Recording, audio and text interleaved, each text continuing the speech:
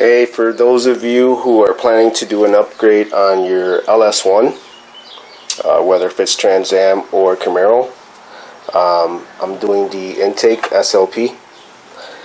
You'll notice that this part right here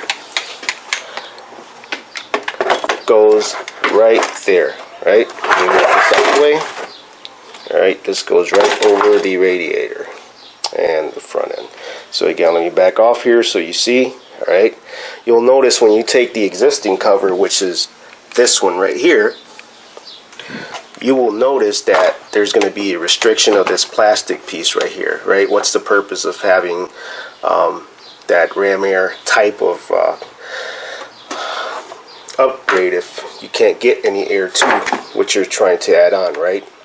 So this is what I did, and this is what I recommend. You can either do two things. You can take this entire cover off, and using this template, cut out enough for when you put this on, right? It will actually make a difference. So what I did, I removed this, put this to the side, and I cut out enough for, if you can see in there, all the way to the bottom.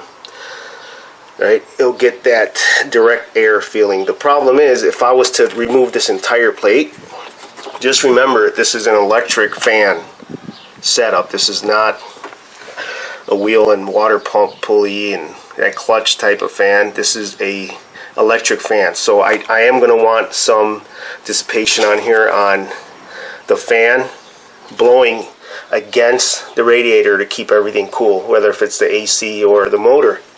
If I was to remove this plastic cover, which goes right all along the entire radiator, you'll have the hot air coming in from the front of the vehicle forcing against the fan that's trying to blow air to the radiator. And on a hot sunny day, the worst thing you don't want to do is get hot air coming into something that should be cooling it. So by having the electric fan right on there, this restricts that air coming in from the outside. So I'm going to take a quick pause here, put everything together. I recommend also when you're working on this stuff, cover that, because if that, you get either something in there, whether if it's a bug, a fly, whatever you think it might be, yeah, it's going to disintegrate, but why would you want that headache of things stalling, getting dirty? And I will be buffing and polishing this out real good. So I'll take a quick break here and I'll be right back. Alright guys, one of the things that is going to be very key here is this little fitting right here. Alright, for your sensing. There's a rubber grommet inside. Also it goes through the outside also. So the best thing, that part is going to go right into our new lid right there. Get some light in here. Right there. That's where it's going to go. So it's very critical, very important that you remove this and make sure you do it. Take cautious when you're taking this off. You break this off, then you're like, there goes your weekend. You either got to order it, chase it down, or hit the boneyard and see if they have one, but I doubt it. So best thing is slowly get it loose, probably on each side.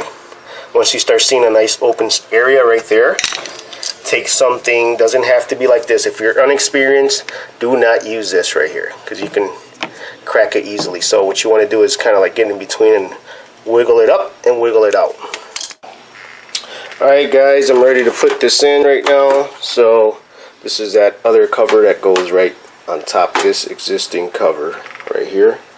So once again, take this off. That's what it should look like, right? Just gets it right back on there, right there. Then we're going to put 2 bolts on each side, all right? And then the lid cover, existing lid cover, goes right in there. And then here is our, I want to say, air intake ram SLP lid.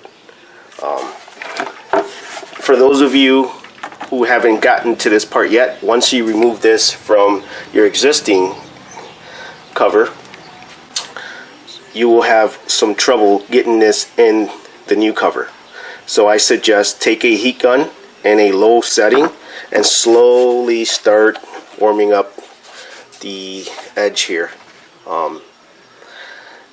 Once you're done, hold the lid in place. Make sure it's not wobbly so you don't crack it or bend it or twist it, and start placing this part in.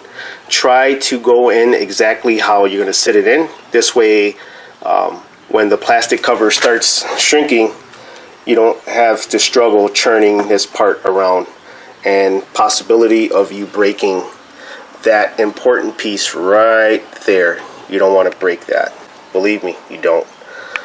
So again, if you're going to go in exactly how it's going to be set in the car with the lid. This way you don't have to start churning this thing while it's in there and snug. Once you're done, tighten up the clamp and let it cool for a little bit. Make sure you clean all up inside of there. See that? Nice and clean. You want that filter, you want it less restrictive as possible. Make sure you clean any gunk from inside of here. Also, you want to try to clean as much as you can around here. Any little particles, all that stuff, you want to get it clean. Alright, so I'll see you guys back in a few.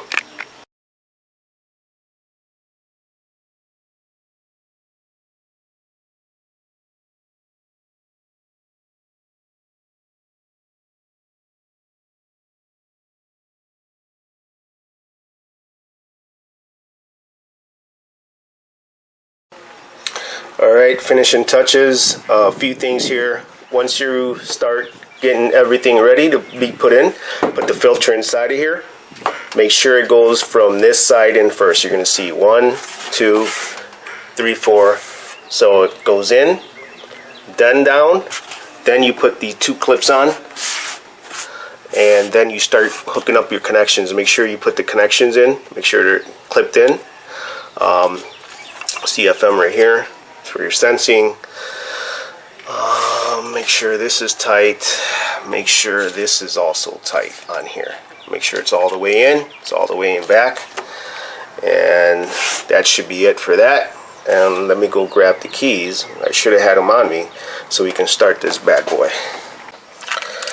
Alright. Let's see here. Ooh, that sounds nice. Sounds real good. Trying to keep it under 50,000 miles. And it sounds real nice.